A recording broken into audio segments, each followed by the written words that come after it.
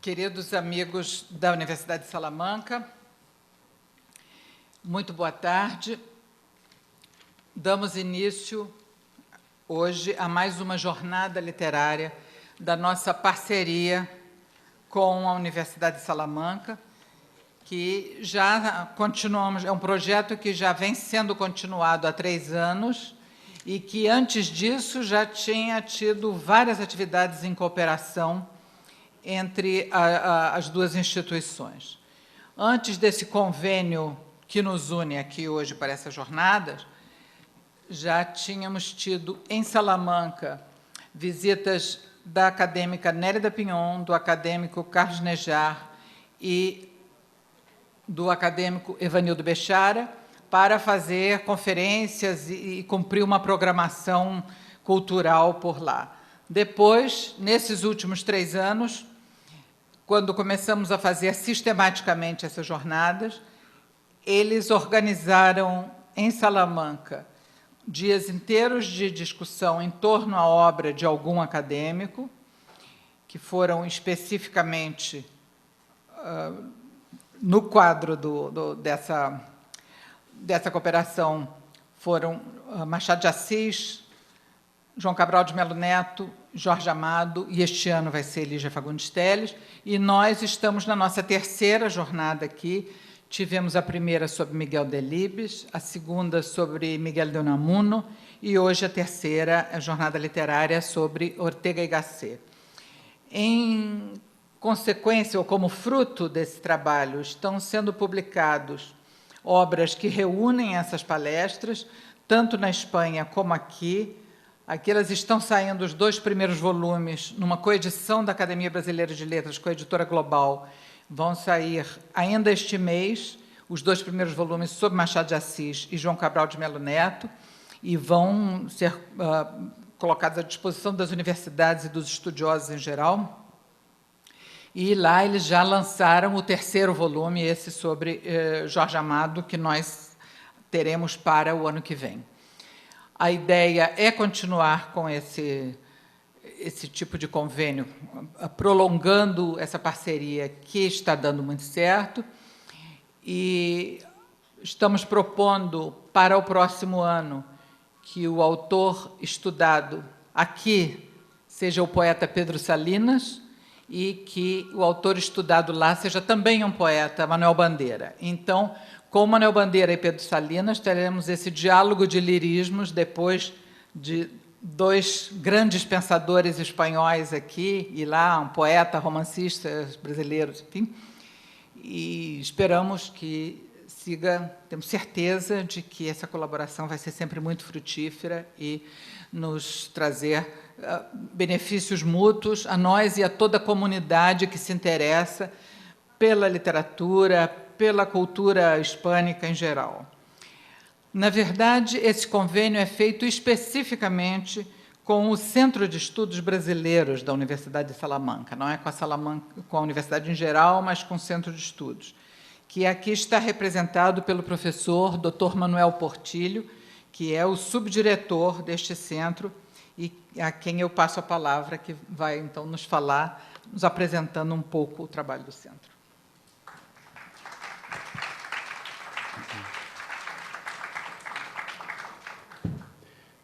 Gracias, señora presidenta. Es para nosotros un honor poder contar con la colaboración de la Academia de Letras de Brasil. También estamos muy agradecidos por la acogida que hemos tenido en el día de hoy. Felicitarles por las magníficas instalaciones que tienen en esta academia. No en todos los países pueden contar con unas instalaciones tan bien estructuradas y tan bien cuidadas. Y, por lo tanto, nuestra mayor felicitación para todos. Quiero, en primer lugar, transmitirles los saludos del director del centro, el profesor Ignacio Verdugo, que por motivos de agenda no ha podido estar presente en este acto. Les voy a relatar un poco pues, qué es el CEP, porque algunos de ustedes ya lo conocen, pero hay otros asistentes que todavía no habrán oído hablar de él. El CEP es un centro de estudios brasileños en español, es un centro propio de la Universidad de Salamanca que se creó allá por el año 2001 por iniciativa de la universidad, pero también en colaboración con la Embajada de Brasil. A la vez se creó una fundación, la Fundación Cultural Hispano-Brasileña, que radica en Madrid, su sede está en Madrid, y que es la que junto con la universidad aporta los emolumentos necesarios para las actividades y el día a día del funcionamiento de este centro. El centro tiene como finalidad la difusión de la cultura de Brasil en España y, por ende, en Europa, y también la de la difusión de la cultura y de la lengua española en Brasil. Para ello, realiza intercambio de profesores y alumnos y, además, realiza diferentes actividades, tales como conferencias, conciertos, tanto de música clásica, incluso música clásica brasileña. Recientemente hubo un concierto donde se homenajeó a Ricardo Takuya. El MAS presentó allí por primera vez su sinfonía As Florestas en el mes de junio último, y también realiza actividades artísticas como son exposiciones tanto de pintura como de arquitectura y algunos otros fotografía y algunos otros elementos más artísticos. Y desde esa perspectiva queremos que el centro cada día vaya aumentando más estas actividades, de tal forma que para el presente año están programadas una vez al mes un concierto de música clásica, otro día del mes un concierto de música brasileña, otra semana del mes, otro día del mes, una conferencia o charla sobre diferentes temas, y otro día del mes pues una exposición en la sala que tiene el centro. Además de estas actividades culturales, el centro tiene una vertiente docente y en este momento hay un programa de estudiantes que van a la universidad a estudiar el grado, el programa ProUni del Gobierno de Brasil, mediante el cual 10 alumnos brasileños van a hacer sus estudios superiores a la Universidad de Salamanca. A partir del próximo año este número va a aumentar hasta 20, de tal forma que al final tendremos 80 alumnos al final del periodo de sus estudios.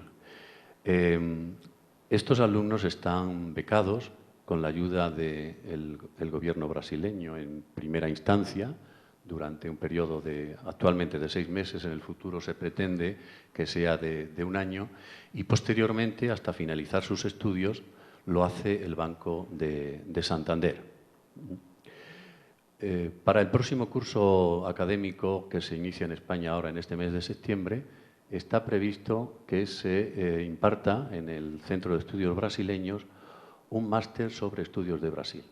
El número de alumnos es reducido, 20 alumnos, y cursarán materias relacionadas con diferentes aspectos de la realidad de Brasil, tales como es historia, geografía, economía, derecho, antropología, sociología, etcétera, hasta 8 bloques temáticos.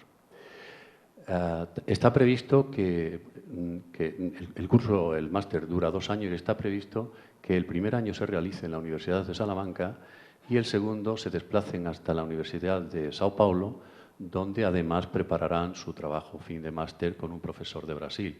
También habrá intercambio de profesorado y durante el año que realizan la actividad en España, en Salamanca, irá un profesor de Brasil para cada uno de los bloques temáticos, con la finalidad de compartir cada uno de estos bloques con un profesor español. Durante sus años de actividad, ya de prácticamente más de 10 años de este centro, hemos recibido, o se ha recibido, la visita de numerosas personalidades españolas. Seguro que si los nombro, voy a dejarme alguno y no me gustaría, pero voy a hacer el intento de nombrar por lo menos a los que tenemos allí como ilustres o más ilustres visitantes. El primero que visitó el centro fue don Fernando Enrique Cardoso en el año 2002 con motivo de su doctorado honoris causa por la Universidad de Salamanca.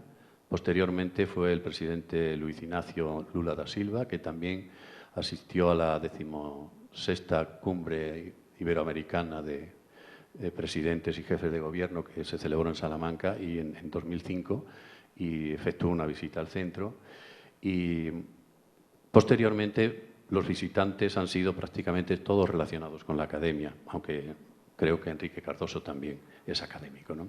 Doña Nélida Piñón, príncipe de Asturias de las Letras en el 2009, don José Murilo de Carvalho en el 2009 también, y el don Nelson Pereira dos Santos, director de cine, con motivo de su asistencia al primer Congreso de Historia, Literatura y Arte en el cine español y portugués. Desde el año 2008 el centro tiene su sede en un edificio noble, en un palacio, el Palacio de Maldonado, del siglo XVI, sito en el centro histórico de Salamanca, en la plaza de San Benito. Desde su fundación ha sido dirigido por diferentes profesores de la Universidad de Salamanca. El primero de ellos fue don José Manuel Santos, profesor de Historia, que llevó la dirección del centro hasta 2007. Posteriormente, en un periodo de un año, 2008, se encargó de la dirección don Eduardo Fabián, profesor de Derecho Penal también de la universidad. Y en tercer lugar lo hizo don Gonzalo Gómez Dacal, que ha estado de director hasta finales del año 2012. Por motivos personales dejó esta dirección. Y en la actualidad se encarga de dirigir el centro el profesor don Ignacio Verdugo, y yo que le acompaño en la dirección del mismo como subdirector cuando él no está presente en Salamanca para suplir su ausencia.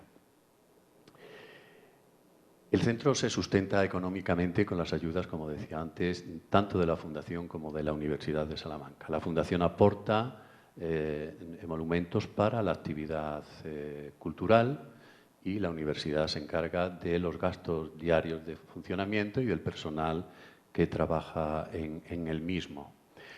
Entre la Academia Brasileira de Letras y el centro ha habido una colaboración ya desde el año 2009, si no me equivoco, y desde entonces se han organizado estas jornadas, estas conversaciones literarias sobre un autor brasileño y un autor español. Y creo que la primera fue exactamente en junio de 2009 y fue en torno a la obra de doña Nélida Piñón. Posteriormente, en el 2010, se hizo sobre el Machado de Asís, en el 2011 Joao Cabral, en el 12 Jorge Amado, y en el próximo mes de octubre se va a estudiar y se va a analizar la obra de doña Ligia Fagundes Tellez. En Río también han tenido lugar jornadas de esta colaboración, y esta que vamos a realizar esta tarde es la tercera, en la figura de don José Ortega y Gasset. En estas jornadas van a actuar como ponentes, como conferenciantes, dos ponentes brasileños, don Eduardo Portela y doña Norma Cortés, y dos conferenciantes o ponentes de la Universidad de Salamanca, don Fernando Rodríguez de la Flor y doña Ascensión Rivas. La figura del filósofo don José Ortega y Gasset es, para España, es una figura muy importante en cuanto a su influencia posterior en una generación de filósofos, incluso de literatos, como fue la generación del 27, y sus escritos y sus reflexiones están de plena actualidad en muchos casos. Él, en algunas de sus obras, como fue la España invertebrada, hizo un análisis sobre los regionalismos en España, que están de plena actualidad y siguen teniendo los mismos problemas que él planteó. Es decir, son esos regionalismos que son nacionalistas y que consideran que tienen una entidad propia, tan propia, que quieren separarse del resto. Esperemos que el futuro haga que don José Ortega y Gasset se equivocara en sus apreciaciones, pero de momento siguen siendo válidas. Y lo mismo le ocurrió cuando en la rebelión de las masas pues hizo un análisis sobre el hombre masa, el hombre medio, que él consideraba que era el que estaba dirigiendo en aquellos momentos el mundo y que iba a hacerlo posteriormente. Y creo que en ese aspecto tampoco se equivocó. Y para terminar, simplemente recordar un poco la biografía de don José Ortega y Gasset, muy brevemente, para refrescar la memoria a todos. Don José Ortega y Gasset nace un 9 de mayo de 1883 en Madrid, en el seno de una familia muy acomodada, de la alta burguesía. Su padre fue director del Imparcial, periódico que había fundado su abuelo materno, don Eduardo Gasset.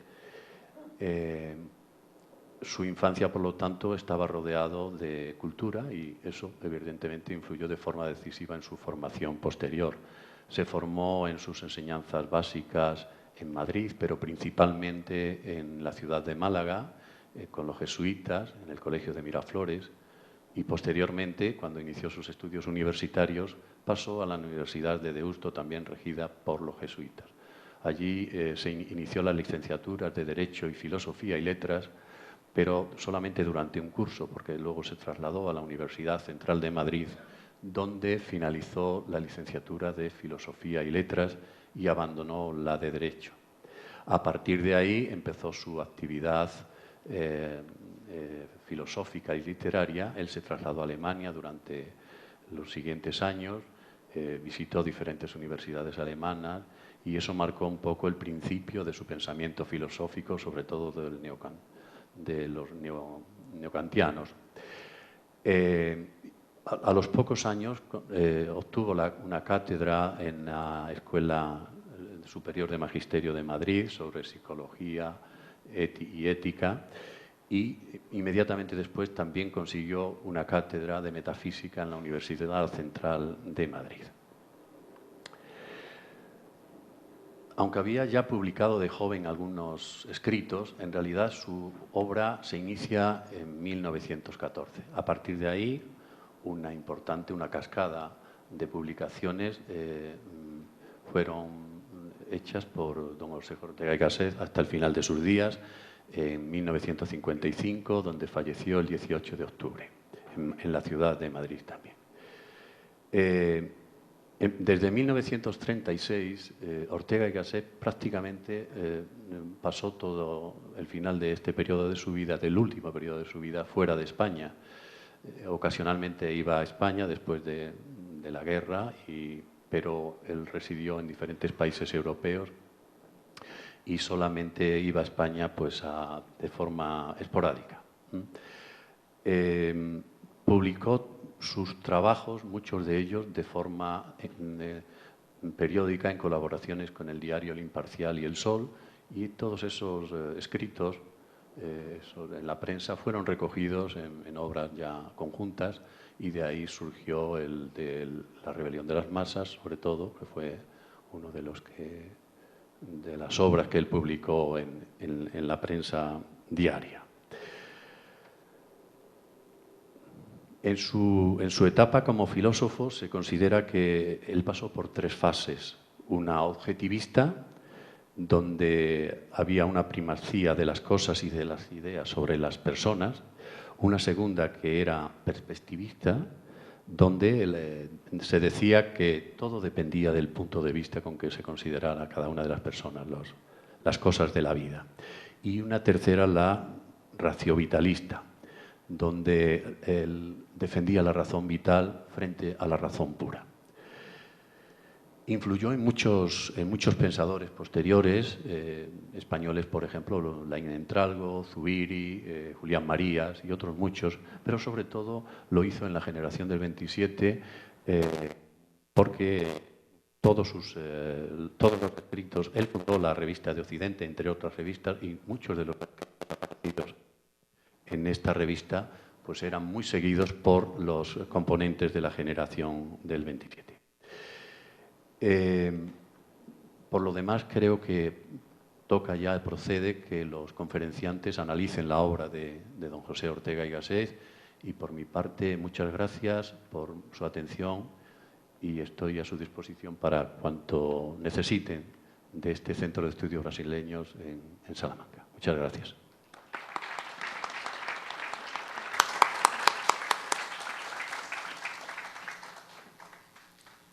Bom, muito obrigada, então, ao professor Dr. Manuel Portillo, subdiretor do Centro de Estudos Brasileiros da Universidade de Salamanca, por essa apresentação que nos fez, tanto do centro em si como de Ortega y Gasset, o nosso objeto de estudos aqui nessa tarde. E agora passamos à próxima mesa, para a qual eu chamo o acadêmico José Murilo de Carvalho para vir coordenar os trabalhos, e ele, então, chamará os dois conferencistas desta tarde. Vamos lá.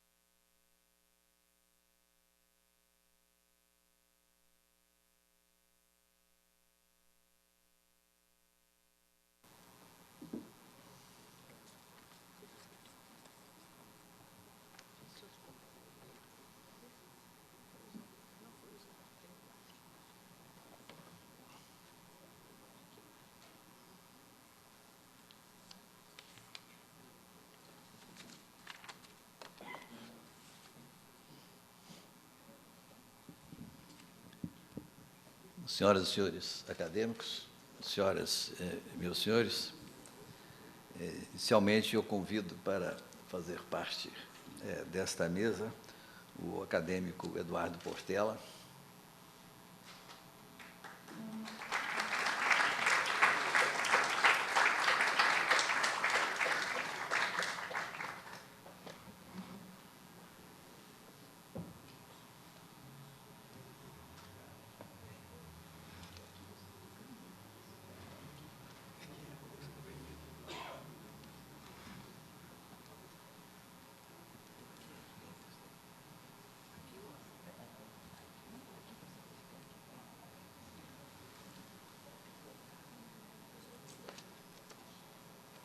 A seguir, tenho a satisfação de convidar o professor Fernando Rodrigues de la Flor.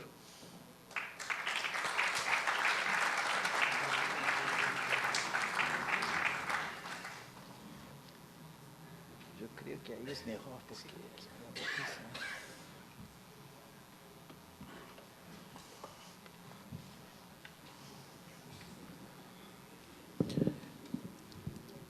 Tendo participado das negociações para a confecção deste convênio entre o Centro de Estudos Brasileiros da Universidade de Salamanca e a Academia Brasileira de Letras, eu fico muito satisfeito de ver que o convênio está funcionando bem, está dando frutos. Então, é uma satisfação, né, estar aqui, né, neste novo evento, que é parte da programação do convênio. Esta sessão será dedicada, então, essa e a próxima, a Dona Ortega y Gasset. O primeiro conferencista será o acadêmico Eduardo Portela, que todos têm relação com essa casa, conhecem muito bem, né, o acadêmico Eduardo Portela, mas eu vou ler aqui, né, o texto que me deram de apresentação dele, que Eduardo Portela é bacharel em Ciências Jurídicas e Sociais pela Faculdade de Direito da Universidade Federal de Pernambuco, e em Madrid estudou filologia, romanística, crítica literária e estilística com Dámaso Alonso e Carlos Bolsonio, e filosofia com Javier Zubiri e Julián Marias. Professor catedrático da UFRJ, foi diretor da Faculdade de Letras dessa mesma universidade, ministro de Estado da Educação, Cultura e Esportes do governo João Figueiredo, secretário de Estado de Cultura e diretor-geral adjunto da Unesco, presidente da Conferência Geral da Unesco e presidente da Fundação Biblioteca Nacional, professor catedrático da UFRJ, pesquisador do Conselho Nacional de Desenvolvimento Científico e Tecnológico.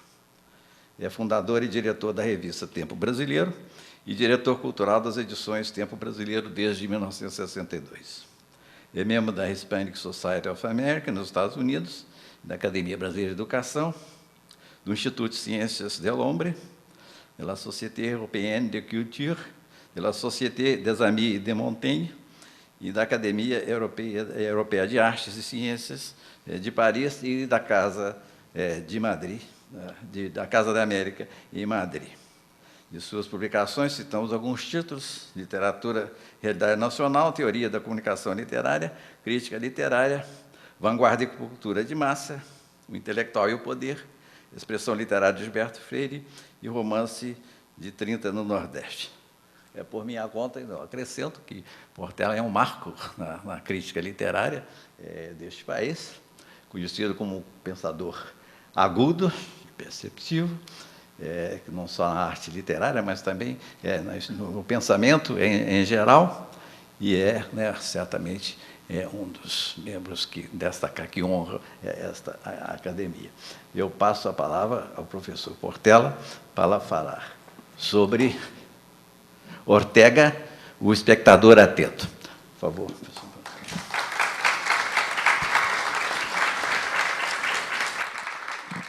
Inicialmente, eu gostaria de agradecer as palavras generosas de José Murilo, que é uma das minhas referências nacionais. Isto vindo dele adquire uma importância muito especial.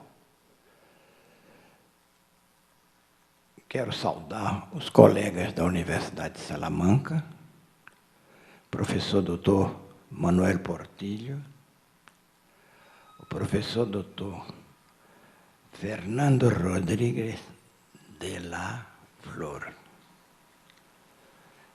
y la profesora doctora Ascensión Rivas Hernández, colegas que nos honram neste diálogo constante e profícuo entre a Academia Brasileira de Letras e a velha e sempre grata Universidade de Salamanca. Eu vou dizer algumas palavras sobre Ortega y Gasset. Sobre esses temas, já falei algumas vezes, inclusive nesta casa. Tanto que, quando recebi o encargo agora, pensei, o que é que eu poderia dizer de novo sobre Ortega? Me desanimei um pouco. Em seguida, eu me lembrei. Mesmo que eu consiga me repetir, vou fazer tudo para não me repetir, mas ainda é melhor a gente repetir a si mesmo do que repetir os outros. De maneira que aceitei esse desafio de falar sobre Dom José Ortega y Gasset. Então digo, estamos aqui e agora eu devo uma saudação especial a alguns alunos de doutorado que estão aqui, que não são alunos, são colegas. Aliás, já eram colegas desde a graduação. Essa condição de colega se acentuou com o tempo. De maneira que estou muito contente de vê-los aqui como interlocutores, mesmo que silenciosos. Mas trocamos olhares, e nesses olhares há também uma troca de ideias. Estamos aqui e agora para comemorar e meditar sobre o pensador espanhol José Ortega y Gasset. Certamente o mais agudo e emblemático do nosso mundo ibérico. E, igualmente, de outros universos do pensar e do questionar. O fanatismo historicista chegou a classificá-lo como um filho temporão da geração de 98. Nada menos correto. O que poderia ser percebido foi o cultivo simultâneo, presente em ambos, na geração de 98 e em Ortega y Gasset. Esse convívio simultâneo de crítica e autocrítica. É uma coisa fundamental acentuarmos nesse Brasil, em que, quando há crítica, raramente há autocrítica. Nós não somos bons de autocrítica. De maneira que a geração espanhola tem alguma coisa a nos dizer, a geração de 98, nesse sentido. Mas eu não cometeria a imprudência de classificar Ortega como um filho temporão de 45, de 98.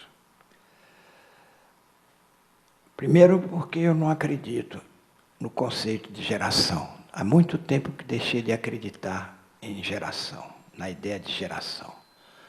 Depois, porque esta geração de 98 foi extremamente heterogênea. Não há uma linha comum, um traço identificador entre os diferentes membros dessa geração. Segundo, porque eu não acredito nas datas.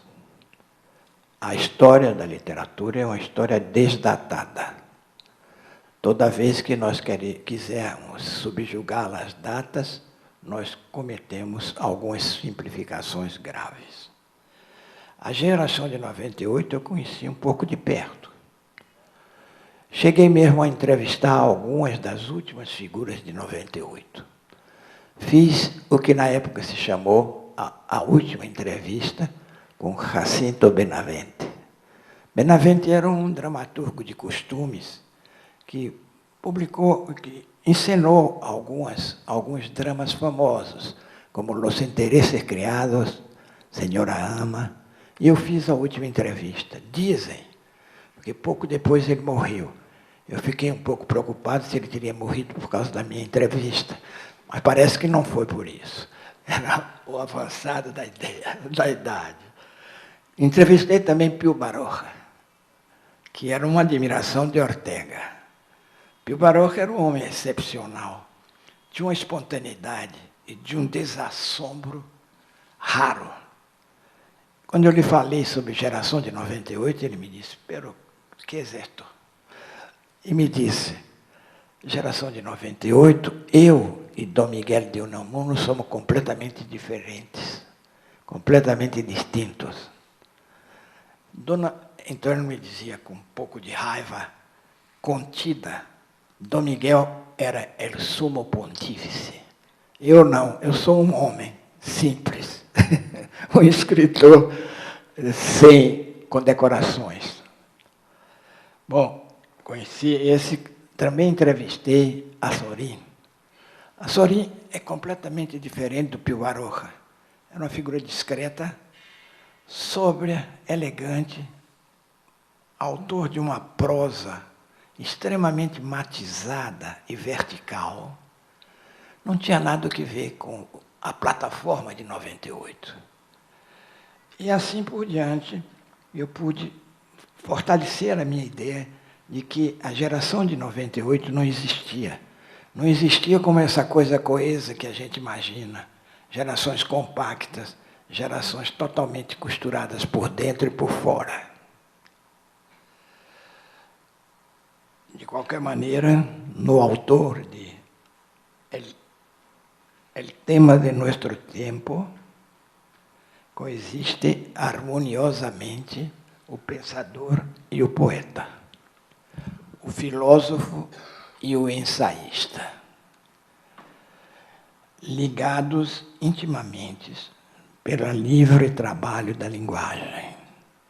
Aprendi há muito tempo, naquela minha Madrid de Ortega y Gasset, e dos meus distantes anos de aprendizagem, que o pensamento é na linguagem.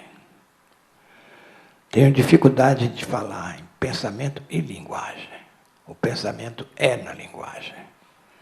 A reflexão vertical, conduzida pelo autor das Meditações do Quixote, está toda atravessada por forte vigor poético. O ensaísta é quando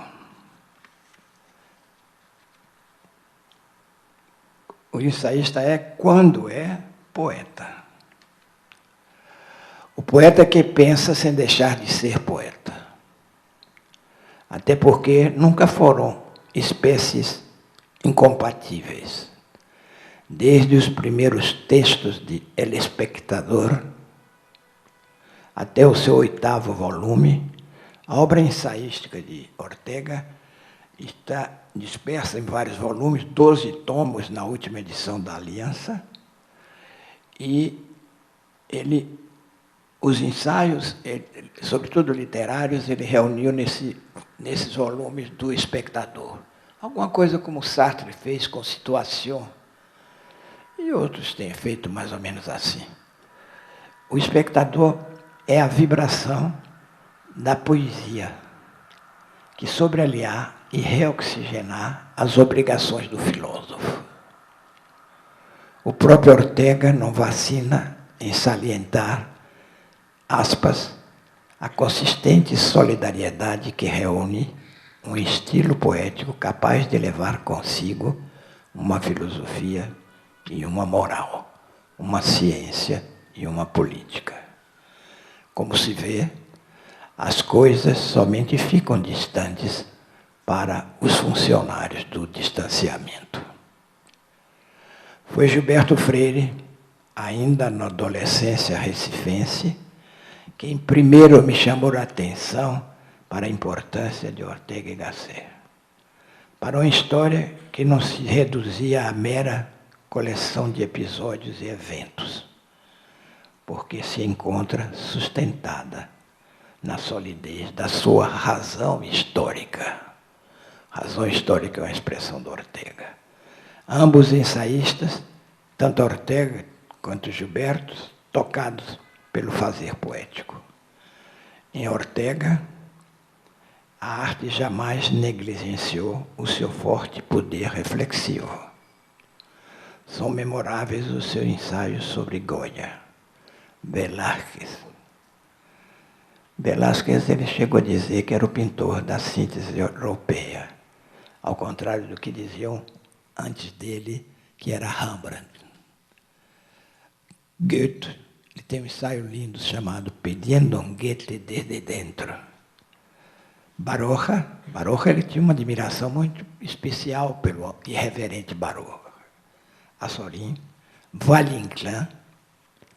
Valle-Inclán foi um narrador excepcional e também um dramaturgo, e que passou quase desapercebido da contemporaneidade. Veio a ressurgir famoso por 2 encenações de Divinas Palavras em Paris e em Buenos Aires. Proust, o ensaio dele sobre Proust é qualquer coisa de extremamente criativa. Sobre ele diz, numa sentença antecipadora sobre o gênio deliciosamente míope, ele criou uma nova distância entre nós e as coisas. E é verdade. As coisas, antes de Proust, eram apenas coisas. Depois de Proust, passaram a ser pessoas, entidades humanas. Isso é uma compreensão antecipada de Ortega, que só depois foi sendo considerada pela crítica europeia. Logo, ele previu a sábia estilística dos deslocamentos, das descentralizações. Então, há em Proust esse deslocamento. Repentinamente, o objeto, a cadeira, o Bois de Boulogne, assume o comando da narrativa. E os protagonistas convencionais se veem obrigados a ceder o lugar de protagonista àquela nova composição da cena. Apesar do seu apego à arte, do apego de Ortega, ele não se furtou em escrever o enérgico ensaio La Deshumanización del Arte, de 1925, um ensaio antecipador. Hoje, se ele fosse vivo, não deixaria de escrever uma outra obra, não menos veemente, sobre a desumanização do homem. A sua razão vital sempre sobre evitar a dicotomia de racionalismo e vitalismo. Essa é talvez uma das chaves básicas do pensamento de Ortega, essa capacidade de combinar o racionalismo e o vitalismo. Interlocutor de Descartes, Kant, Hegel, Nietzsche, frequentador assíduo dos neocantianos de Marburgo, nunca se mostrou indiferente ao vitalismo peninsular. Pode ser considerado como um pensador da passagem, um pensador de passagem. Sua reflexão transpõe desde cedo os limites estabelecidos pela metafísica hegemônica. A metafísica hegemônica tendia a compartimentar, a engavetar as categorias do pensamento. Ortega teve uma contribuição no sentido de alterar essa hierarquia da metafísica dominante e predominante.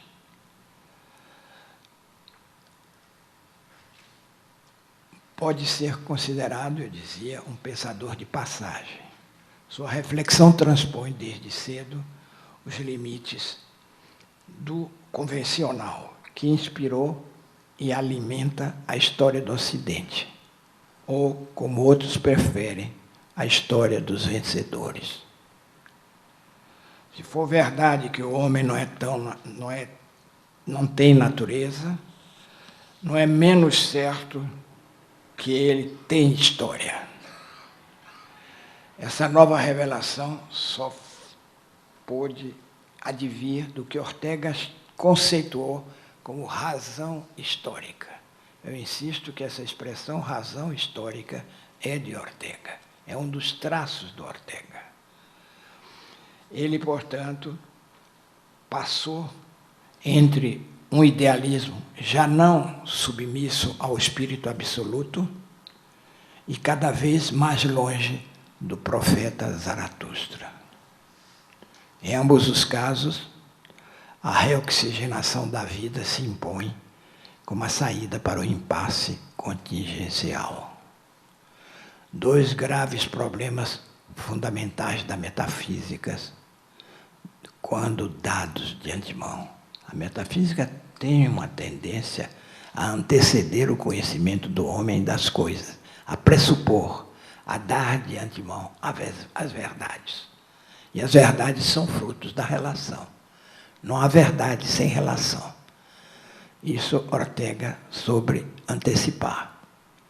Agora, e portanto, é daí, dessa capacidade de enlaçar o processo reciprocamente instaurador que liga vida e pensamento. Vida, diz Ortega, é o que somos e o que fazemos. Daí nasce o racio-vitalismo. Agora, com a voracidade da razão performática, calculadora, com o sequestro do ser pelo ter, o compromisso ontológico foi perdendo a sua vigência. Mesmo sabendo, diz Ortega, la realidad es la coexistencia mía con la cosa. A razão circunstanciada, eu gerei esse pequeno sintagma para falar de uma razão que no Ortega é chave, que é calcada na circunstância. A razão circunstanciada, plantada, torna-se logo a relação tensa entre o homem e as coisas. Por esses caminhos silvestres andou, lutou, combateu o bom combate, o espectador participativo. Não era um espectador inerte. Não era um espectador refém, como é o espectador de hoje dos produtos televisivos. Ele era um espectador participativo. Ele interferia na cena. Convém lembrar que não foi ele muito bem sucedido pela Espanha invertebrada. É um livro-chave dele, a Espanha invertebrada. Exilou-se em Paris, Buenos Aires, Lisboa. Aliás, invertebrada era palavra-chave no seu ideário.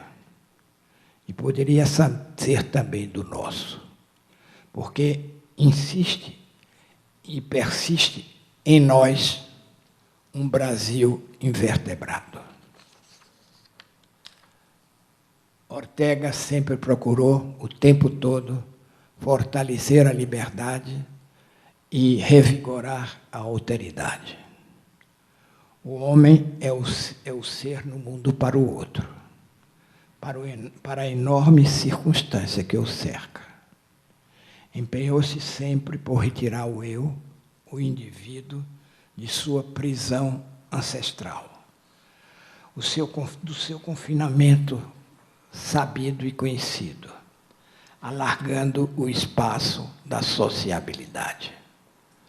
Nunca da sociabilidade constituída de rostos anônimos, destituídos de qualquer traço identitário, com tal qual se insurgiu no seu La Rebelión de las Massas. Esse é um livro pioneiro. Apostou, entretanto, nos sinais do entorno, nas indicações da circunstância. Uma de suas famosas frases, que correu o mundo e ficou famosa, diz: "Eu sou eu e minha circunstância. Se não la salvo a ella, não me salvo eu." A circunstância é o salvo-conduto para a identidade emancipada. Ortega soube, como poucos, saltar a fogueira do dualismo. A razão circunstanciada, insisto, conhece os perigos e os obstáculos dessa aventura. Como então superar ou ultrapassar essas barreiras? A imediata sinalização do filósofo aponta para a vida como realidade radical. A vida é verdade fundamental, que está sempre ao alcance da mão. Veja a concretude da relação do pensador com a vida. O pensador prossegue no desempenho de sua aptidão contraditória. Não há cultura sem vida, não há espiritualidade sem vitalidade. É fundamental insistir que a vitalidade e a espiritualidade dispõem de uma aliança constitutiva, congênita, fundadora. Os filósofos da existência preferiram jogar todas as suas cartas na configuração da existencialidade, na disputa acirrada entre o ser e o nada. Ortega permanece fiel ao seu racio-vitalismo e acrescenta: vida histórica é convivência. Vida histórica é convivência. E eu diria, o que é convivência? Convivência é o viver com. É viver com o outro. Por isso, vai deixando de lado a pura representação para investir no questionamento. Questionar é pensar. Ortega preferiu operar construtivamente, criticamente, a confluência de vida e razão. E sua lição nos acompanhará para sempre.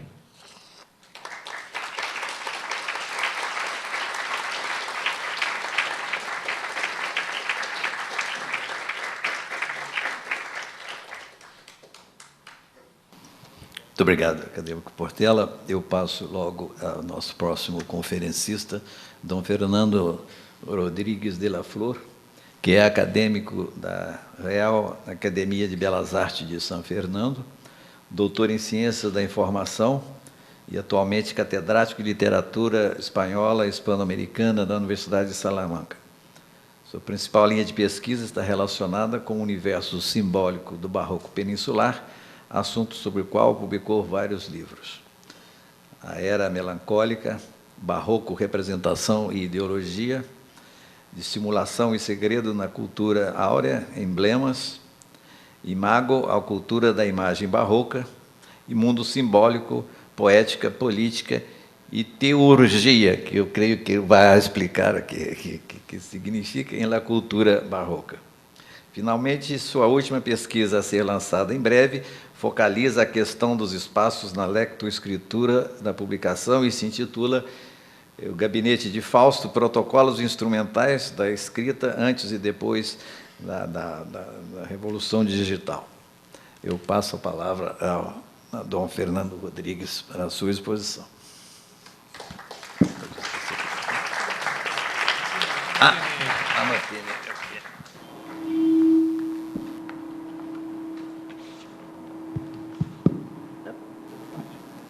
Funcionaba entonces. Buenas tardes a todos. Gracias a la Academia Brasileira de las Letras por esta invitación. Lamentablemente no hablo su bella lengua.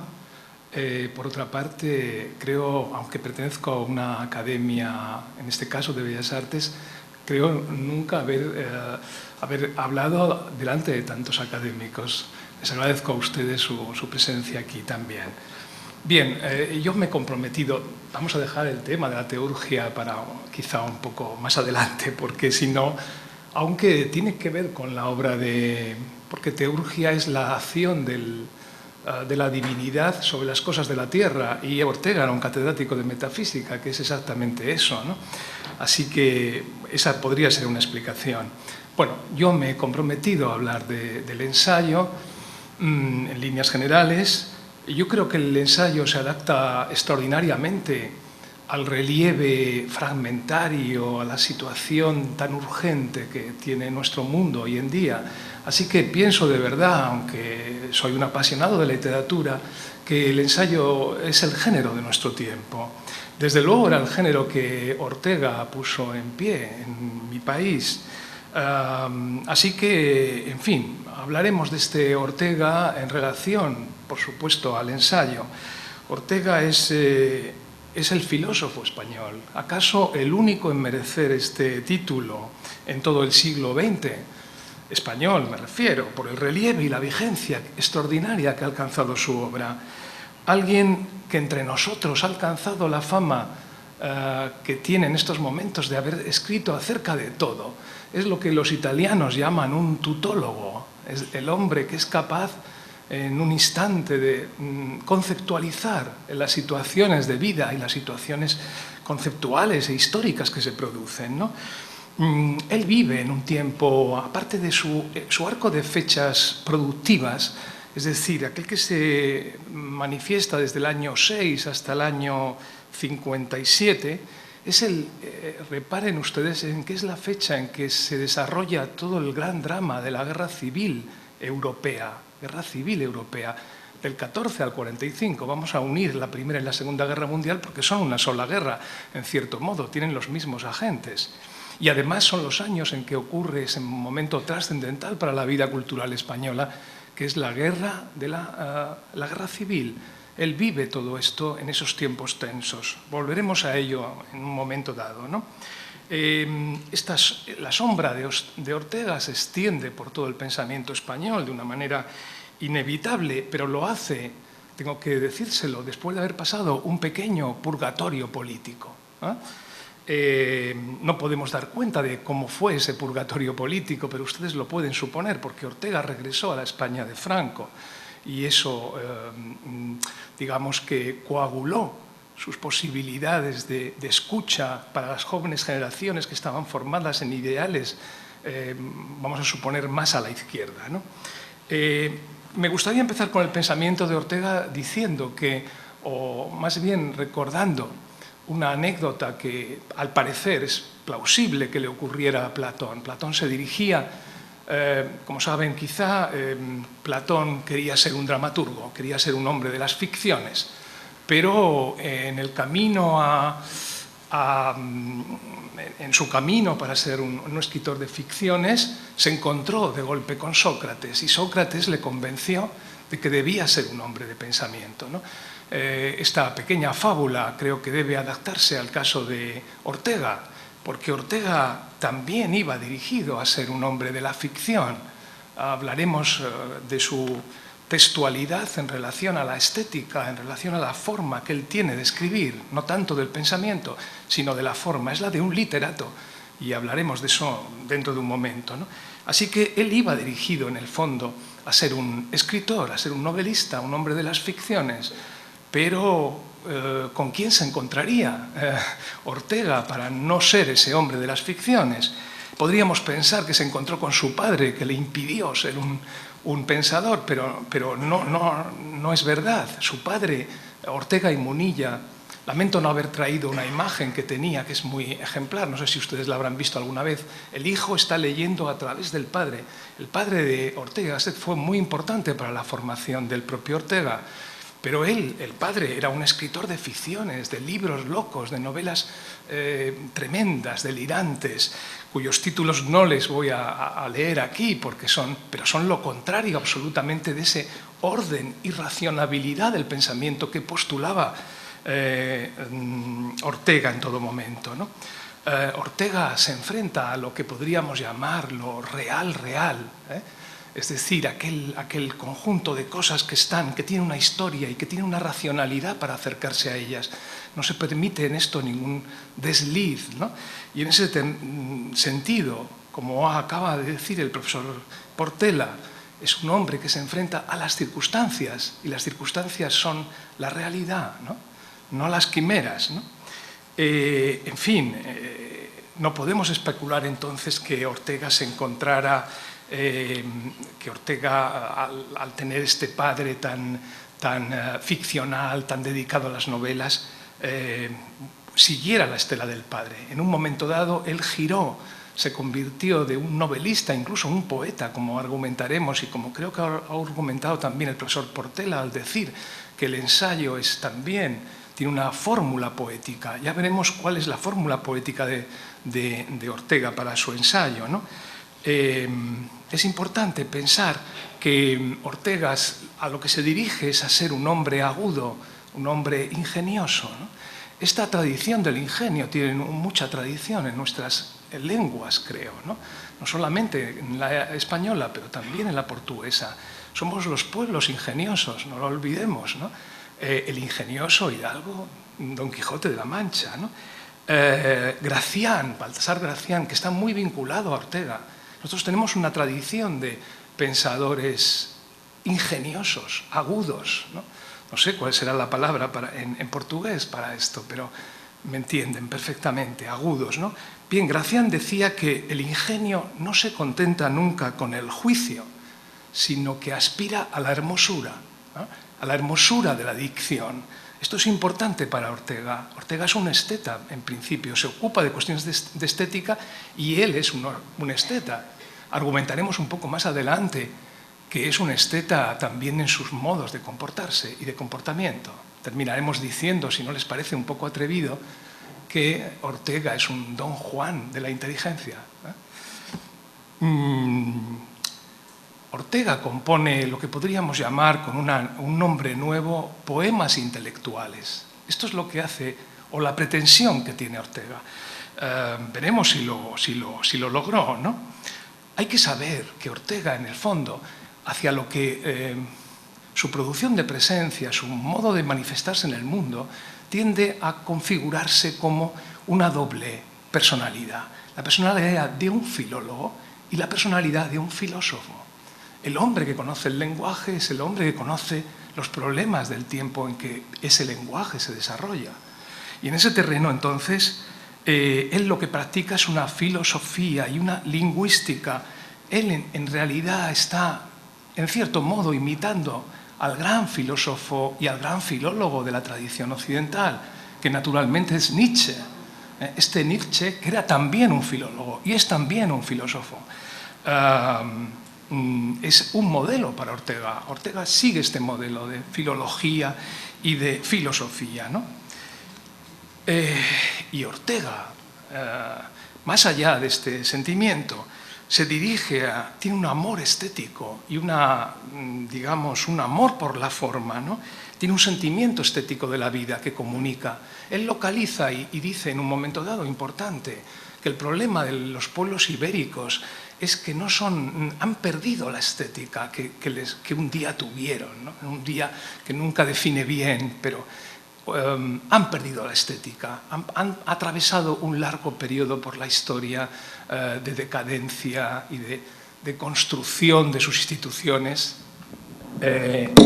Y en ese caso, entonces,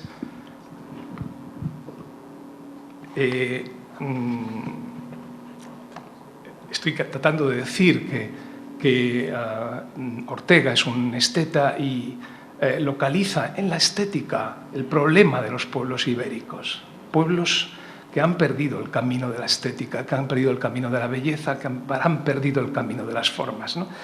Dejémoslo aquí también esto, ¿no? Pero su sentimiento estético de la vida es muy interesante. Él está siempre promoviendo una actitud estética en todo, ¿no? Él, para la tradición española, es un filósofo-escritor, ¿no? O un escritor-filósofo, que si quieren, ¿no? Él se convierte o se arquitectura como filósofo dentro de una lengua literaria que conoce muy bien. Es muy sorprendente ver hasta qué punto él ahonda en la lengua. No solamente ahonda en los problemas de la filosofía de su tiempo, no solamente ahonda en las cuestiones políticas y morales y de costumbres, sino que se da por horizonte el conocer la lengua en la que vive, ¿no? Él vive en el medio de la lengua, en el media de la lengua, podríamos decir, ¿no? Y respecto a esto, siempre tiene esa preocupación, manifiesta siempre esa preocupación. Él tuvo un gran dolor por todos aquellos que le consideraban exclusivamente un filósofo. Pensaba que había hecho las dos cosas. Tiene una frase que a mí me gusta mucho y que yo se la leo con mucho gusto. Dice, en mi obra algo se da como literatura, pero resulta que es filosofía.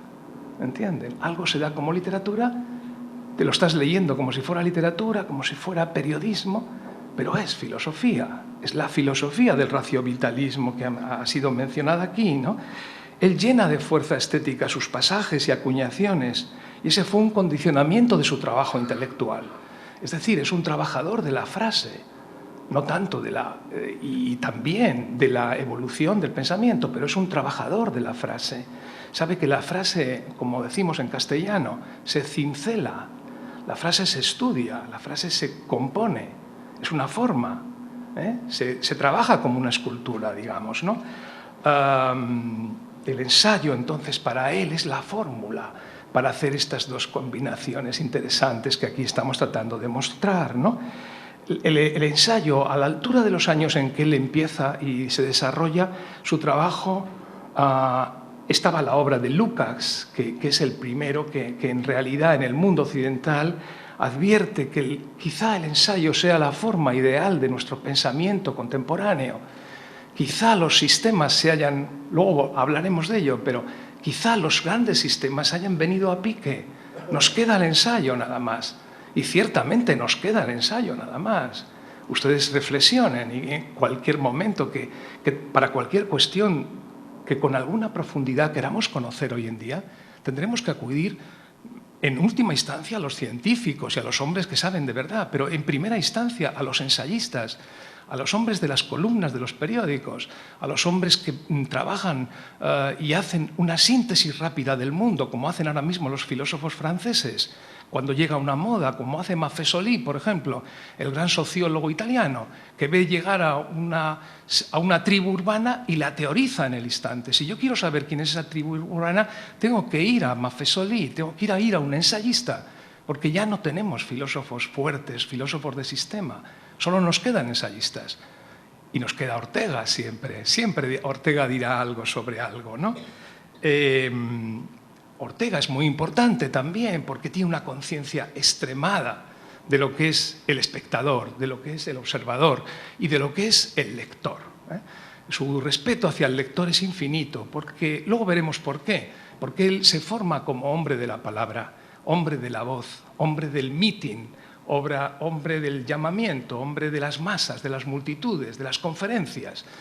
Y en ese terreno, entonces, todo conferenciante sabe que tiene que tener una actitud extremadamente sensible hacia el otro, ¿no? En cambio, cuando escribes, hay mucha gente que olvida que alguien va a leer eso en algún momento, ¿no?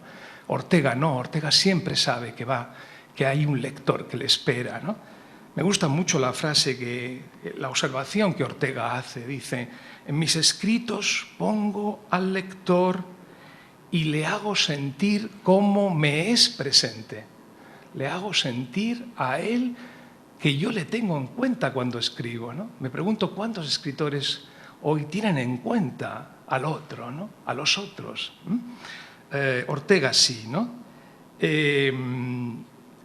El horizonte de Ortega, lo he dicho ya, pero lo voy a repetir muchas veces, es la elaboración de un pensamiento elegante, armonioso, ¿no? Él construye una poética del ensayo para nosotros. ¿Acaso las cosas que en los ensayos dicen, muchas de ellas han dejado de tener vigencia? Lo que nunca dejará de tener vigencia, según mi opinión, es su construcción lingüística, su amor por la lengua y su conocimiento muy fuerte de la lengua, en todos los sentidos en que eso se manifiesta. Por ejemplo, en el conocimiento etimológico de la lengua, algo que nuestros escritores, hablo de los españoles actuales, no tienen ni idea de dónde vienen las palabras, no pueden jugar con ellas, porque sospechamos que no las conocen, no saben de dónde vienen, no quieren la filología, no son filólogos, prefieren las ficciones, pero no se atan a la etimología y no se atan a los arcaísmos. En nuestros pueblos los arcaísmos son muy importantes porque nos configuran, somos tradiciones muy remotas, entonces nos interesa conocer el pasado, nos interesa conocer el origen de nuestras lenguas, ¿no? ¿Dónde está situado eso? Y de ahí viene el arcaísmo, y el arcaísmo es una maravilla. Tiene la misma naturaleza que las piedras que vamos a los museos a ver y que te enseñan allí con una gran admiración. pues un arcaísmo también es admirable, por supuesto, ¿no?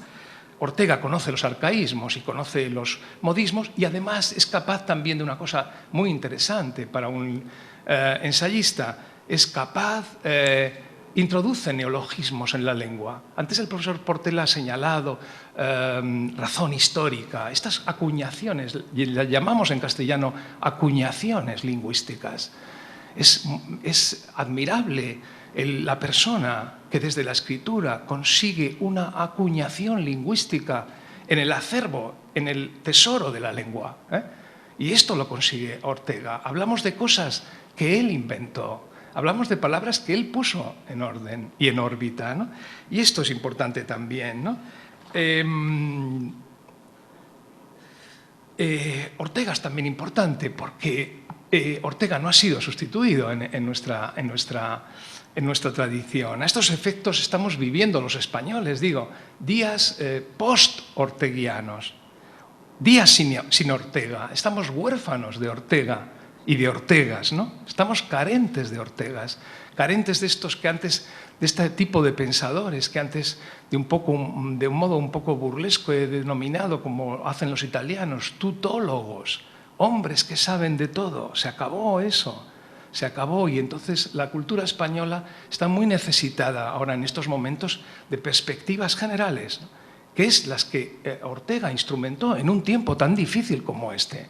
Podemos decir, este es un tiempo muy difícil y entonces no podemos hacer síntesis generales, fallamos y tal. Pero ¿acaso alguien piensa que el tiempo de Ortega era más fácil? En medio de la guerra civil, en medio de la guerra europea, las opiniones de Ortega, ¿cómo se manifiesta? ¿Con qué fuerza? ¿Con qué valor?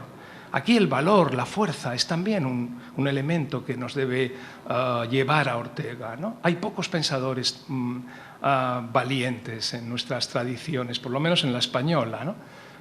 Ortega fue valiente y luego fue cobarde, ¿eh? Y esto también le hace fuerte y le hace débil, y le amamos también por su debilidad, igual que por su fortaleza, cuando la demostró, ¿no?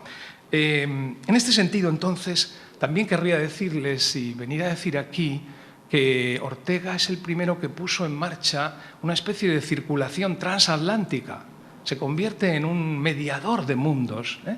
Esto es importante también. ¿Quién cumple hoy esa función? Pues tendremos que pensar un rato, porque no es fácil que un pensador pueda pasar las orillas que nos separan, ¿no? Ortega las pasó, no diría tanto, pero estoy deseando escuchar la conferencia última sobre el pensamiento de Ortega en Brasil.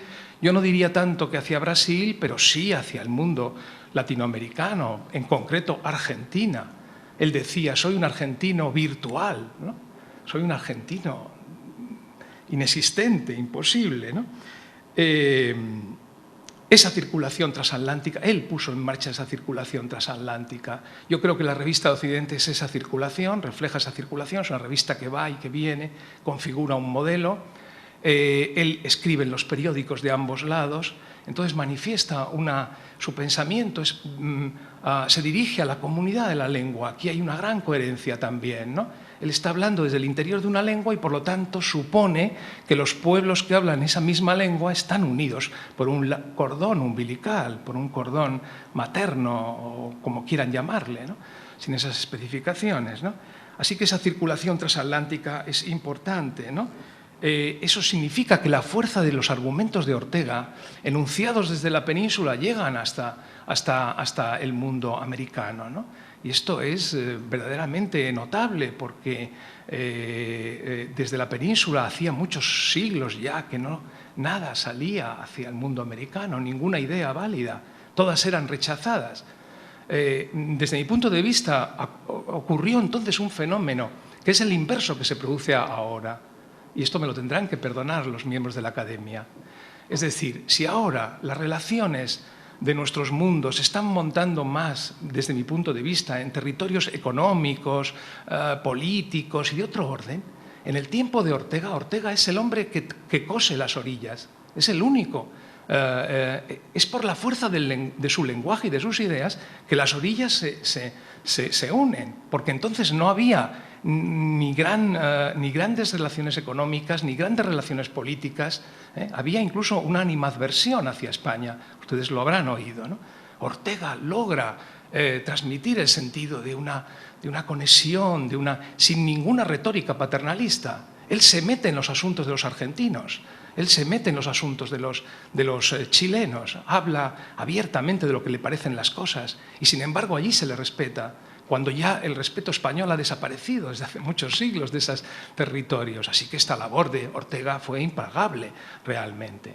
Que alguien cuando vas a Argentina, cuando vas a Chile, hablen con respeto de Ortega es algo estremecedor, porque dices, en aquellos tiempos esto se hizo a base del lenguaje, esto fue por la capacidad de persuasión de su lengua. Hablaremos un poco también de la capacidad de persuasión del ensayo. Él es un gran persuasor, porque es un gran razonador, y la razón persuade, sobre todo para quienes no la utilizan demasiado, y por lo tanto es un gran persuasor de masas, es un hombre proyectado hacia la infinitud, hacia la multitud, como él decía, ¿no? Hacia la inmensa multitud, ¿no? Él hizo entonces, él fue el primer globalizador de nuestro pensamiento, por decirlo así. El hombre que puso en circulación nuestros mundos de pensamiento desde España, desde la España trágica de los años 30, de los años 40. ¿Cómo fue eso posible, no?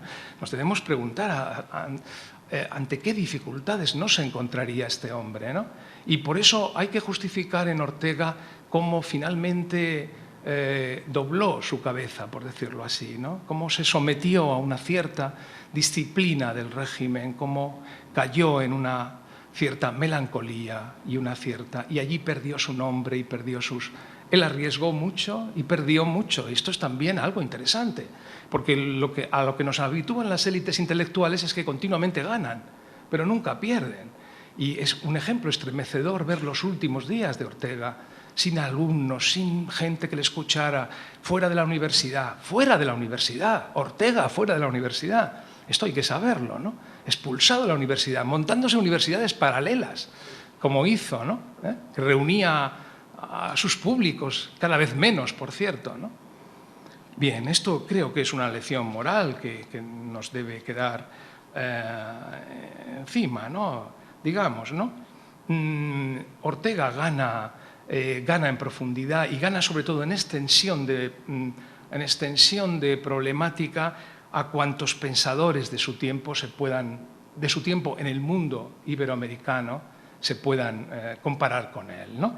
Él, desde luego, gana a Miguel de Unamuno, en el sentido de que Miguel de Unamuno está encastrado en problemas que ya no van a tener circulación en el futuro. Lamento decir esto, viniendo de Salamanca, pero el futuro de Unamuno, adoramos a Unamuno, naturalmente, pero sobre todo porque él mismo se cierra en esa metafísica, en esa religión que ya no tiene curso en nuestros días, ¿no? Gana a Eugenio d'Ors, a Jorge de Santayana, a Ricardo Reyes, a Macedonio Fernández, a Leopoldo Lugones, a Victoria Ocampo, si quieren, a Osvaldo de Andrade, ¿no? En expresión de estos potentes pensadores, la potencia de pensamiento de estos pensadores, tenemos que suponer que era menor que la de Ortega, ¿no? Solamente acaso, desde mi punto de vista, pero ustedes me lo perdonarán si está equivocado, solamente quizá Paz y el pensador Borges, y podemos pensar que Borges es un pensador y un arquitecturador de mundos, han pasado a la posmodernidad, son leídos, son respetados, porque tengo la impresión de que los demás han caído en una especie de, o van a caer próximamente en una especie de olvido, ¿no? Ortega se da cuenta de una cosa importante, que nuestras posibilidades de entrar en la gran cultura occidental están hechas a través del lenguaje. Esta es la gran herencia que él en esos momentos ve en una España desolada, destruida, ¿no? ¿Qué tenemos aquí? Se debió levantar un día y dijo, ¿en este país qué hay? En este país que sale de una guerra civil o que va a entrar en ella, en este país bárbaro, con una serie de problemas endémicos, ¿qué tenemos de valor? Y se debió decir a sí mismo que tenía la lengua, ¿no? Y en ese momento va con su lengua y comprende con su lengua. Él convierte, y es una frase de un estudioso, convierte lo que podríamos llamar el castellano a la tarea filosófica. El castellano había perdido por completo la capacidad de razonar. Esto es trágico decirlo, pero si ustedes han visitado la historia de la cultura española del XIX, incluso la del XVIII, no hay filósofos. En la época en el XVIII, que es la época de los grandes filósofos, de los grandes reconstructores de la idea de la Ilustración, nosotros tenemos intelectuales, naturalmente, que actúan, que sacan un libro, en fin, pero no tenemos un Rousseau, no tenemos un Voltaire, no tenemos un Diderot, no tenemos un Kant, no tenemos un Hegel. No hay nada de esto. Cuando revisas con cierta profundidad la historia española del pensamiento, te das cuenta que cuando se muere Baltasar Gracián, ahí se acaba toda la historia del pensamiento español. No se puede reconstruir. Tardó casi 200 años en reconstruirse. Las tradiciones de pensamiento, cuando se hunden, y que se hunden con los estados que las alimentan y con las situaciones políticas que las alimentan, entonces ya no se pueden reconstruir, sino muy lentamente, porque hay que hablar de otro modo, hay que decir otra cosa, hay que salir de otro modo, ¿no?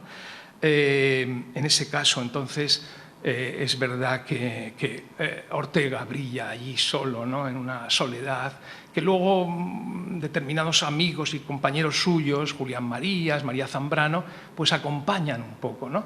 Pero la soledad es una acuñación en España, se dice la soledad de Ortega, ¿no? Es que Ortega está solo, Ortega piensa el mundo de nuevo, en unas claves nuevas. ¿Qué es eso de la deshumanización de las masas, la deshumanización del arte? ¿Quién sabía arte en la época en donde Ortega escribe? Todos eran formalistas, sabían cuándo Murillo había hecho esa obra, pero él habla de otras cosas que hoy todavía nos interesan, naturalmente, ¿no? Ortega se hizo dueño de un estilo inteligente para hablar de la agenda de su tiempo, ¿no? Y la agenda de su tiempo, en buena medida, todavía sigue siendo la agenda de nuestro tiempo, ¿no? Pero él había dicho antes que partía de la observación que había hecho el profesor Portela sobre su capacidad poética. Había dicho que un ensayista es un poeta. Yo también, yo no lo creo tanto así, como sí pienso que lo común a ambos oficios puede ser la construcción de grandes metáforas.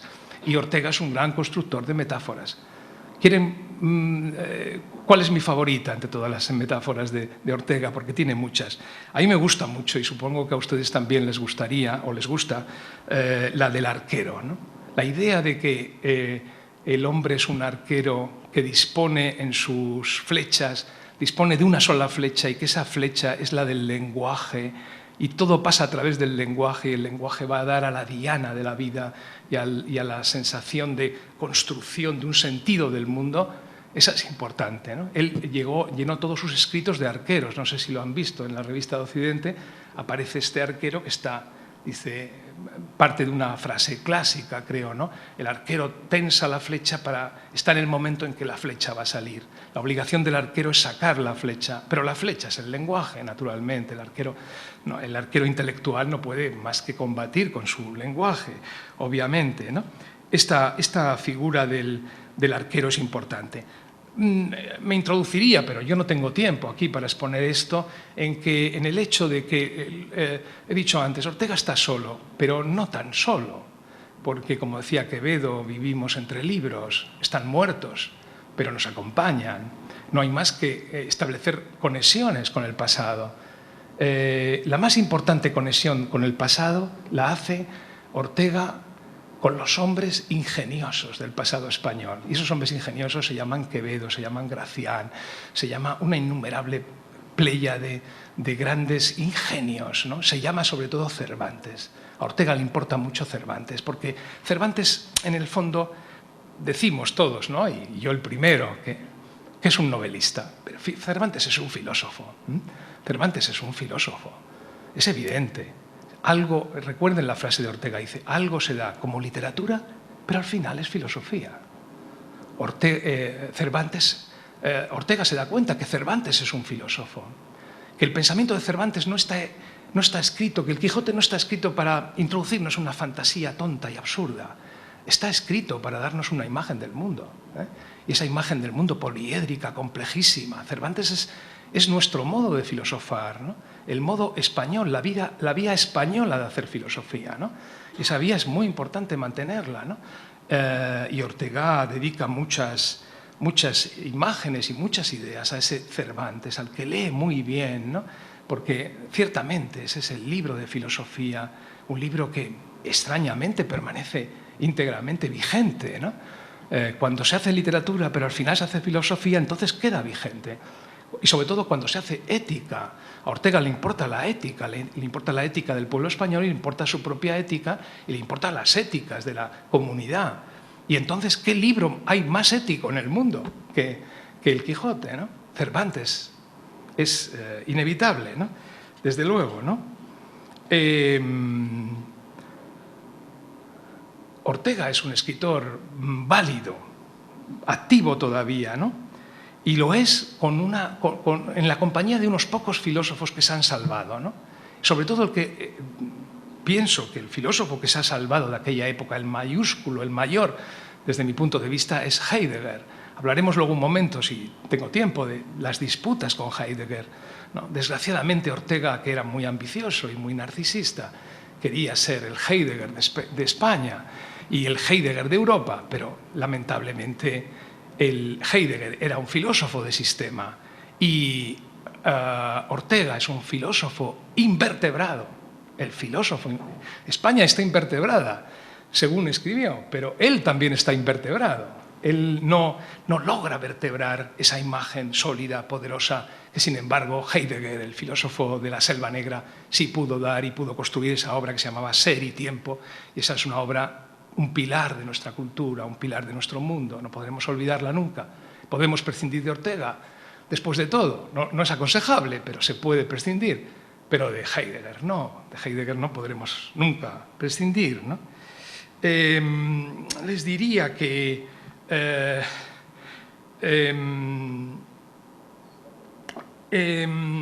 creo que, actuando un poco de una manera más compleja de lo que habitualmente se suele pensar acerca de por qué Ortega está todavía entre nosotros, podíamos pensar, no, es que le recuerdan los viejos, le recuerdan las personas que aprendieron en Ortega ciertas cosas, pero los jóvenes no quieren saber nada, etc.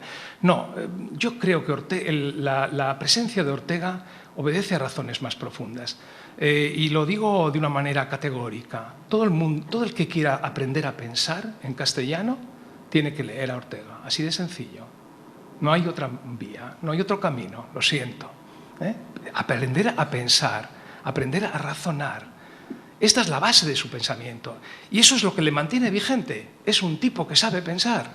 Es un maestro del pensamiento, de cómo pensar. No tanto, yo diría, del pensamiento. Podemos olvidarnos de cómo construye su pensamiento, que a veces es de una manera un poco apresurada, narcisista, tal, olvidadiza, él se olvida, lo dicen muchas veces en sus textos. Estaba yo escribiendo La rebelión, pero tenía que haber tratado ese asunto, pero es que me tuve que ir a Alemania y lo dejé, ¿no? No, pero él enseña a leer, enseña a pensar, y esto es decisivo. Y hay otro razonamiento que me gustaría hacerles y que es muy polémico respecto al hecho de que, si lo observan, nuestras sociedades, en particular la española, está metiéndose en un verdadero laberinto de ficciones. La ficcionalidad está creciendo, ¿no? Impresionantemente. Películas, novelas, etcétera, poesía incluso, que puede ser una parte de la ficcionalización del mundo, de los mundos virtuales, ¿no? ¿Por qué permanece Ortega? Porque es el único que se ata a lo real, a lo histórico, a lo documentado, al conocimiento etimológico y genealógico de las cuestiones. Cuando yo veo una película sobre Dune o cualquiera de estas que ahora podemos ver, no hay genealogía. Ortega es un gran genealólogo, conoce de dónde vienen las cosas. Para pensarlas hay que saber de dónde vienen.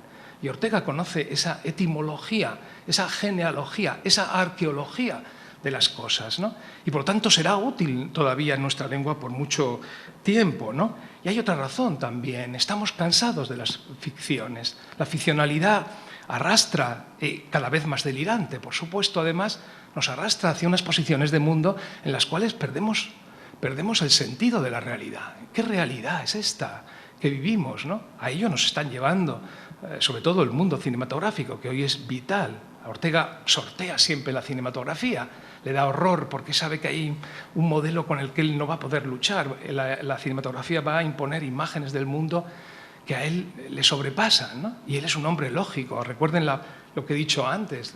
Dice, yo he venido al mundo a poner claridad en el mundo, ¿no? Es una pretensión excesiva, desde luego, ¿no? Estamos, como dice el filósofo yugoslavo actual, estamos acosados por las ficciones y nos falta pensamiento, nos falta racionalidad. En nuestro caso, ahí está Ortega, desde luego, ¿no? Y Ortega tiene una dimensión importante que tampoco podemos olvidar. Ortega es un educador y la educación tiene futuro, pensamos, ¿no? El que se promueva como educador, el que se promueva como maestro, tiene mucho ganado en nuestro mundo, ¿no les parece? Es decir, tiene la voluntad de ayudar a los demás a conocer. Esto puede ser desarmado como paternalismo, y de hecho Ortega fue acusado de paternalismo, era paternalista, pero yo no veo un gran problema en el paternalismo. Si el conductor y el padre es bueno, hay que dejarse llevar por el padre, ¿no? Hasta cierto punto, naturalmente, ¿no? Ese paternalismo de Ortega, ese pensar, ese ayudar a pensar, esa mayéutica, te voy a enseñar a pensar, que le dijo al pueblo español. Vosotros ya no podéis pensar, no sabéis, no tenéis bibliotecas, no habéis estado en Alemania como yo, no habéis conocido a Heidegger. Os voy a decir cómo es el mundo ahora, ¿no? Os voy a explicaros vuestra genealogía, incluso las genealogías más peregrinas. De repente Ortega es el hombre que nos ayuda a pensar el mundo de los toros, fíjense ustedes, ¿no? El hombre que nos ayuda a pensar ese gran tinglado que son los toros, ¿no? ¿Qué poder pensar de los toros? Pues Ortega desarrolla un fantástico tratado sobre los toros, ¿no? Lo que tengas que saber de los toros, si no sabes nada, mejor, entra por Ortega, ¿no? Y luego ya por los demás, ¿no? Que hayan hablado por eso. Él tiene un concepto del intelectual como misionero, hace misión en el mundo, le llama misión además muchas veces, ¿no? Hay que hacer misión, eran otros tiempos, naturalmente, ahora los intelectuales no se atreverían a una palabra como esta, ¿no? Pero la misión era... ¿Cuál era la misión de Ortega? ¿Qué valor tiene el conocer la estructura de la realidad? Pues podríamos decir que en un sentido metafísico ninguna. Hay una vieja historia que dice que los ángeles son creados, cantan una alabanza a Dios y luego ya desaparecen para siempre. Bueno, pues los hombres habríamos sido creados no para cantar alabanzas a Dios, sino para entender un poco de qué va esto que vivimos y luego ya desaparecer. Ese horizonte de la muerte a Ortega no le preocupa. Pero eso sí, lo que le preocupa es morirse sin haber entendido nada. Como hoy pues, podemos suponer que se muere mucha gente, sin haber entendido el mundo en el que vive. Primera obligación, última obligación, ¿no? Ortega entra en su tiempo, habla desde el presente. Esto es muy importante también, porque podía haberse convertido en un pedante, en un arqueólogo, él conocía muchas cosas, y entonces podía haberse referido al pasado, al cual nos referimos personas como yo y algunos de ustedes, me imagino, ¿no? Vivimos en el pasado y explicamos el barroco y hablamos de él. Ortega decidió que el presente era su tiempo, ¿no? Decidió lo que se llama entrar en su tiempo, decía, ¿no? Entrar en su tiempo, vivir el tiempo que le toca vivir, y esto es muy importante, ¿no?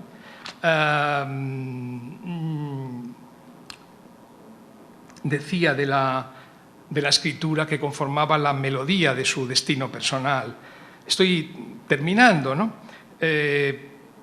Pero tengo que decir inevitablemente que hay otra cosa que debemos respetar en Ortega y es el tiempo en el que vive Ortega, que desde luego es muy diferente al nuestro, ¿no?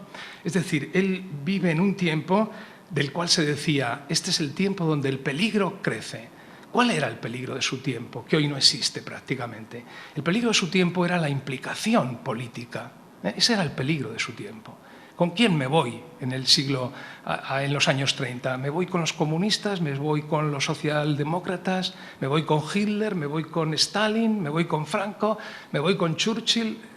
Es decir, la decisión es tremenda, ¿no? ¿Dónde está mi pensamiento? ¿Dónde está mi idea? Entonces él se implica, ¿no? Se implica como muy pocos se implicaron en ese terreno, ¿no? Él se implica casi a la altura de un Walter Benjamin, que es el gran maestro de nuestro tiempo también y de las implicaciones, ¿no? Todos los implicados les va a ir fatal. Esta es también una cosa que hay que decir, ¿no? Nunca una implicación política fuerte se convierte en nada. Al contrario, ¿no? Te van a esperar largos años de cauterio, ¿no? Y de cautivación, ¿no? Los filósofos del siglo XX, la verdad es que se la jugaron, debemos pensar, ¿no? Muchos de ellos se la jugaron. Martin Heidegger se la juega, ¿no? En un momento dado, lo recuerdan, ¿no? Cuando se suma al partido nazi, ¿no? El gran pensador de repente comete ese desliz que le lleva a esto. Sartre se hace famoso por no querer ver ciertas realidades, ¿no? Y se equivoca en no ver las realidades de la Rusia comunista, ¿no? y staliniana, ¿no? Solamente quizá Walter Benjamin de nuevo, Hannah Arendt, Simone Weil, son los pensadores que se comprometen y que son unas víctimas después de su compromiso, digamos, ¿no? Ortega se comprometió para lo bueno para lo que hoy llamamos bueno y se comprometió para lo que hoy llamamos malo.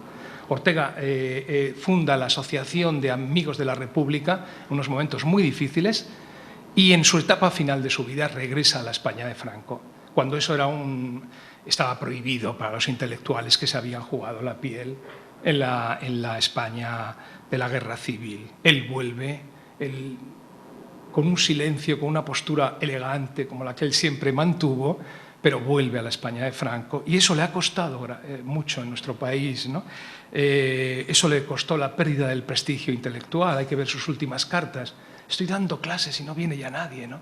Dice, claro, no va nadie, ¿no? Porque los estudiantes de la época de esa época del año 55 pues estaban escorados hacia la izquierda y no querían asistir a las clases de un señor que había vuelto a la España de Franco y había dado ese mal ejemplo, por decirlo así. Hay un libro tremendo en español en España que, si ustedes están interesados en Ortega, pueden leer en algún momento para ver ese patetismo de la equivocación de Ortega, ¿no? Se llama El maestro en el erial. Erial en castellano significa desierto. El maestro en el desierto. Cuando vuelve el año 55 no hay nada, la universidad está hecha un desastre, no le reponen en la cátedra, no hay nada, no hay círculos intelectuales, toda la guerra se lo ha llevado todo por delante. El maestro en el erial. ¿Pero qué maestro puede aguantar en un desierto donde no hay nadie? Este es el problema de Ortega, ¿no? En ese terreno, ¿no? Tengo que decir también, y ya casi es lo último, que Ortega está muy preocupado siempre, hay algo también valioso en él, está preocupado por el novum, le interesa todo aquello que emerge como nuevo, es un seguidor absoluto y apasionado de la lógica de lo nuevo. Y este ir a favor de la lógica de lo nuevo, reconozcamos que es hoy también un valor central, ¿no? Porque el filósofo Boris Groys ha demostrado que en realidad las sociedades viven de lo nuevo y no quieren más que lo nuevo. Toleran hasta cierto punto un discreto ejercicio de las arqueologías, pero están siempre en demanda de lo nuevo, ¿no? Y Ortega es ese hombre que está todo el rato como un observador, como diría el profesor Portela, como un espectador, está todo el día ojeando el horizonte a ver dónde aparece algo nuevo, ¿no? Por ejemplo, en el horizonte de su vida, en el año 11, aparece Freud, ¿no? Un hombre del cual era difícil hablar en esos tiempos, y hoy también, desde algún punto de vista, pero él recoge, hay textos suyos sobre Freud, ¿no? Qué interesante este Freud, lo lee en alemán, supongo, ¿no? Esta luz, hay una metáfora muy bonita, ¿no? que dice que un intelectual potente lo que aplica es una especie de luz ultravioleta a las cosas, ¿no? A los escritos, ¿no? Y ve lo que los demás no ven. Ortega cumple esa función, ve lo que los demás no alcanzan siempre a ver y es muy valioso en ese terreno también, ¿no? Creo que debo terminar, ¿no? Quedan muchas cosas por decir, me hubiera gustado hablarles de los fallos de Ortega, eso está bien, ¿no? Porque claro, cuando se habla, sobre todo también en España, ahora ya últimamente es todo una especie de alabanza, pero Ortega tuvo muchos problemas, muchos fallos estratégicos, muchos fallos de conducta, ¿no? El mayor de ellos quizá está situado con digamos, con algo que es también muy intelectual y que todos los intelectuales padecemos, ¿no? Que es la envidia y el sentimiento de que el otro vale menos que yo y está repitiendo lo que yo digo, ¿no? Ustedes me entienden, porque eso nos ha pasado a todos. Todos tenemos un poco de ese complejo, ¿no? O podemos tenerlo. Y Ortega, desde luego, lo tuvo con Heidegger. Tuvo una gran enemistad, porque pensaba que Heidegger le estaba robando las ideas, ¿no? Y en cierto modo, pues podía ser verdad. Algunas de las ideas de Heidegger están sobre cuestiones que le adelantó, pero él no las adelanta con la suficiente potencia. Él no las adelanta en un libro maestro. Él no tiene el libro maestro. A pesar de que amemos mucho la rebelión, la deshumanización, lo que ustedes quieran, pero no tiene un libro maestro. Y un filósofo en esa época debería tener un libro maestro, debería tener un sistema. Y vuelvo a la idea de que Ortega es un pensador asistemático, porque las urgencias probablemente de su tiempo no le impidieron trabajar. Es muy emocionante y muy patético oírle decir siempre que tenía 2 libros. Ahora no recuerdo bien cómo se llamaban, pero tenía 2 libros que siempre estaba haciendo. Dice, llevo durante 10 años tratando de que me dejen en paz y poder hacer estos 2 libros. Nunca lo consiguió, ¿no? Nunca entró en esos libros, nunca pudo construir ese sistema. Y hay que pensar otra cosa al respecto, y yo creo que ya lo dejo verdaderamente. No quiero abusar de ustedes. Hay que pensar que otra cosa importante, por lo menos vista desde el punto de vista español, no sé si brasileño, es difícil para los españoles conectar con el centro del pensamiento y de la cultura alemana. Esta es nuestra asignatura pendiente, la española. No hablo de la brasileña, que no la conozco, pero nuestra asignatura pendiente es entender siempre a los alemanes. Fíjense ustedes que los alemanes rigieron nuestros destinos. La dinastía Habsburgo es alemana, viene de Austria, viene de la Casa de Austria. Pues en España hemos entendido a los alemanes hasta el siglo XVII, un poco, y luego ya los hemos perdido para siempre de vista. Ortega es el que entiende a los alemanes. Ortega tiene una frase maravillosa que dice: he vivido 10 años en Kant. He vivido 10... esta frase en español es muy sintomática. Él es un acuñador de frases y esta frase es muy bonita, porque a nadie se le ocurre decir que ha vivido en un pensador, pero él lo dice. He vivido 10 años en Kant y 2 en Hegel. 10 años en Kant, ¿no? Qué bárbaro, ¿no? Qué bárbaro, ¿no? Eso es muy difícil para un español, de verdad.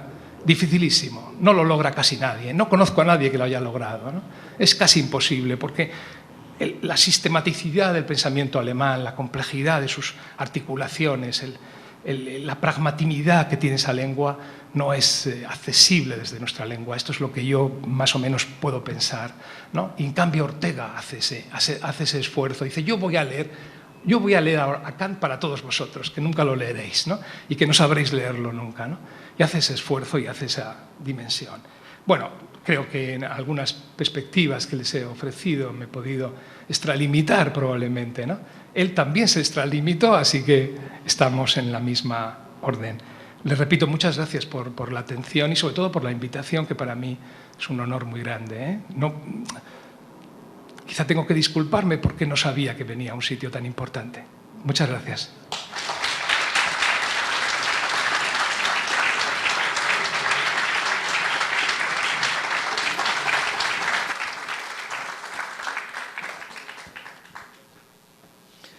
Professor Fernando Rodrigues, muito obrigado por esta fascinante palestra. Foi realmente fascinante. Eu não vou fazer muitos comentários, porque temos mais uma sessão daqui a pouco, mas a razão principal que eu não vou fazer é porque realmente não ouso falar de Ortega diante de especialistas sobre Ortega. Isso seria uma ousadia, né, que eu pagaria caro. Mas apenas uma observação. O livro de Ortega, na minha geração, o livro que li de Ortega foi, naturalmente, a Rebelião das Massas, e me marcou muito em minha juventude, mas fico pensando que poderia ter lido muito mais. E não li por uma circunstância, como Ortega gostaria de dizer, e a circunstância é que ele passou pela costa brasileira e foi parar em Buenos Aires, né, em vez de parar no Rio de Janeiro. Se tivesse parado aqui, todos seríamos orteguianos, ou entenderíamos de Ortega. É mais uma coisa. E culpa um pouco também dos intelectuais brasileiros na época que não tiveram a ideia de convidá-lo, pelo menos para passar uma temporada no Rio de Janeiro. E é mais uma coisa que os argentinos nos ficam devendo, né, por nos terem roubado o Ortega. Agradeço a todos, convido para a próxima sessão, que começará daqui a pouco, em 15 minutos, será presidida pelo acadêmico Marco Lucchesi, terá como participantes a professora doutora Ascensión Rivas Hernández, que falará sobre que falará sobre ideias sobre literatura em Ortega, e a professora doutora Norma Cortes, que falará sobre a presença de Ortega y Gasset no Brasil. Muito obrigado, até daqui a pouco.